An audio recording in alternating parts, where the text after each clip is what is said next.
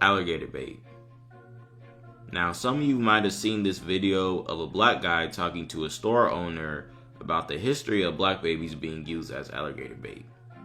So what I'm going to do now is show you that not only was this done in this country, but in old newspapers, it was treated like a normal thing.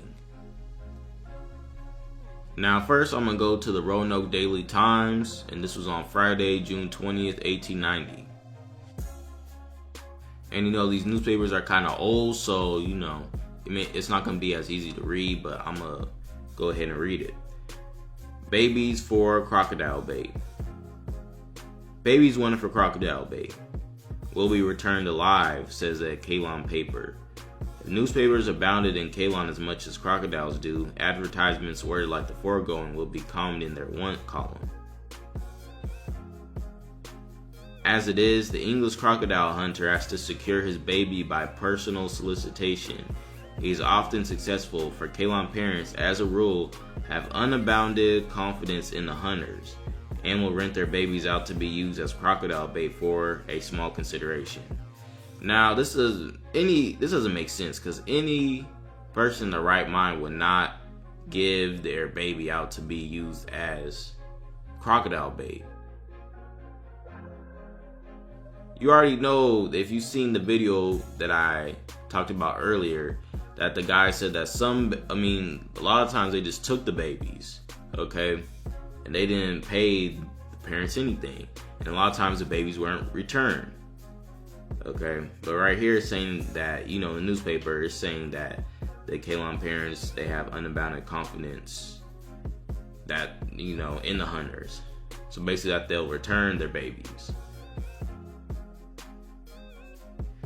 Ceylon crocodiles suffer greatly from ennui. They prefer to lie quite still, soothed by the sun's glittering rays, and while away their lazy lives in meditation. But when a dark brown infant with curling toes sits on the bank and blinks at them, they throw off their cloak of laziness and make their preparations for a delicate morsel of Ceylonese humanity. So notice it says a dark brown infant. They use, babies, black babies, as alligator bait. When the crocodile gets about halfway up the bank, the hunter, concealed behind some reeds, opens fire. And the hungry crocodile has his appetite and life taken away at the same time, the baby being brought home safely to its loving mama. Ceylon Catholic Messenger. So it says the baby being brought home safely to its loving mom and all that, but obviously that didn't happen every time, okay? That is a huge risk. It says a hungry crocodile, that's a huge risk to have a baby, close to a crocodile, and then have somebody, open fire and shoot while the baby's there. That's just ridiculous. The Washington Times, Saturday, June 13th, 1908. Baits alligators with pickaninnies. Zoo specimens coaxed to summer quarters by plump little Africans. New York, June 13th. Their greedy eyes eagerly fixed on two plump pickaninnies. The crocodiles and alligators in the New York Zoological Garden were decoyed from their winter quarters in the reptile house to the cool and shady tank just outside the building. It was the keeper's idea to bait the saurian with pickaninnies, knowing as he did their Epicurean fondness for the black man. Okay, so as two small colored children happened to drift through the reptile house among the throng of visitors, he pressed them into service. So the keeper, or the zookeeper or whatever, basically it was his idea to use these two black children as crocodile bait. Now look at this. It says the two crocodiles and all but 4 of the 25 alligators wobbled out as quickly as they could after the ebony mites, who darted around the tank, just as the pursuing fell with grunts of chagrin into the water, disappointed of their prey. 4 of the big alligators had to be lassoed and dragged to the summer quarters by ropes. One snapped at Snyder's leg and missed it by an inch.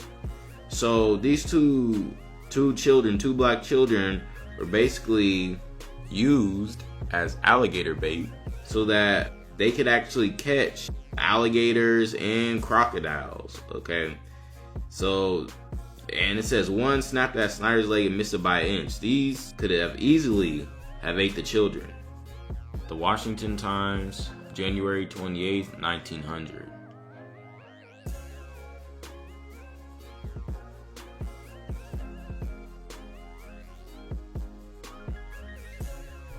Branson of Knoxville, an American artist, really enjoys obscurity. The phenomenal success of a photograph styled alligator bait, and its interesting story. Branson was relating to the writer the history of the now famous Negro photograph alligator bait, a row of smiling Negro babies on the shore of a sandy bayou. His partner showed it to him, declaring that it would prove popular and had it copyrighted. Mr. Branson took no special interest in it, regarding it as clever, perhaps, but rather low art. And this story is related to show from what very small beginnings very popular pictures grow. This photograph was placed in the window in Knoxville, and a prize of few dollars offered for the best name that might be suggested for the picture. Titles came in thick and fast. One young man who was working in a hardware store nearby called in from the door, "Put me down for alligator bait." So notice that it says there's a photograph that's basically showing a row of smiling Negro babies on the shore of a sandy bayou. So as you can see, this is very demonic, because you have people painting photographs, painting pictures of our people, depicting them as alligator bait. And it's not like anybody's saying, hey, there's something wrong with this. Alright, they're just acting like it's a normal thing. The Richmond Dispatch, Tuesday, October 11th, 1898.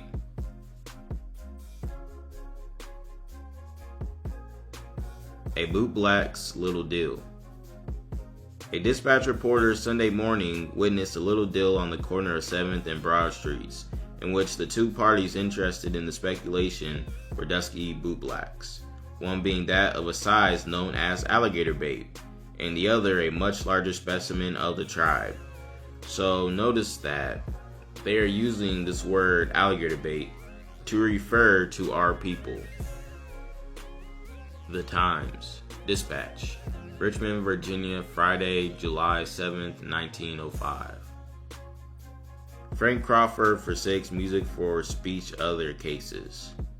Joe Mitchell and Joe Johnson, two pieces of alligator bait, stole a chunk of lead and were whipped in the presence of Sergeant Thomas at the police court yesterday morning. So here it is again. Black people being referred to as alligator bait. So as you should clearly be able to see now, black babies were actually used as alligator bait back in this time period, and it was known as a common thing.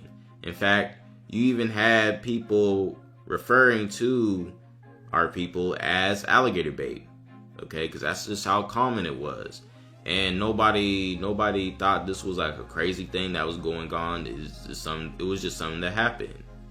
And they said in one of the newspapers that they would actually return the babies alive. A lot of times that would not happen. Just think about it. You got a baby that's close to an alligator. Okay.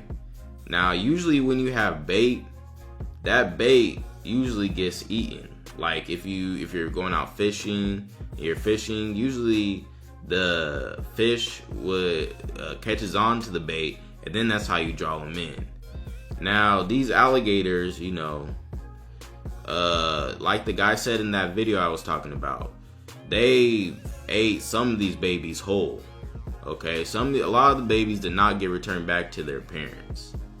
So with the evidence shown in the newspapers, it should be clear that black people being used as alligator bait was a common thing that actually happened.